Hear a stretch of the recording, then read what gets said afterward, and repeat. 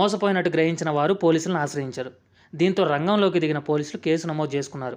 విచారణలో డాక్టర్ నమ్రత చిన్నపిల్లలను కొనుగోలు చేసి సరోగసి బిడ్డలుగా చూపుతూ విక్రయించిందని బయటపడింది. ఇంకొంచెం డీప్గా వెళ్తే దర్యాప్తులో భాగంగా నమ్రత ఢిల్లీకి చెందిన గర్భిణి నుంచి శిశువును 90,000 రూపాయలు కొనుగోలు చేసి సరోగసి బిడ్డగా చెప్పి ఆంధ్రప్రదేశ్లోని దంపతులకు 40 లక్షలకు విక్రయించినట్టు తేలింది. ప్రతి క్లయింట్ నుంచి 20 నుంచి 30 లక్షలు వసూలు చేస్తూ బిడ్డలను సరఫరా చేస్తున్నట్లు పోలీసులు గుర్తించారు.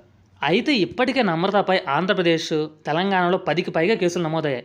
విశాఖపట్నం, గుంటూరు పోలీస్ స్టేషన్లో కూడా పాత కేసులు ఉన్నాయి. ఫెర్టిలిటీ సెంటర్ రిజిస్ట్రేషన్ రద్దయినా ఆమె మరో డాక్టర్ పేరుతో మోసాన్ని కొనసాగించిందని పోలీసులు తెలిపారు. పోలీసులు ఇప్పటి వరకు 8 మంది కీలక నిందితులను అరెస్ట్ చేశారు.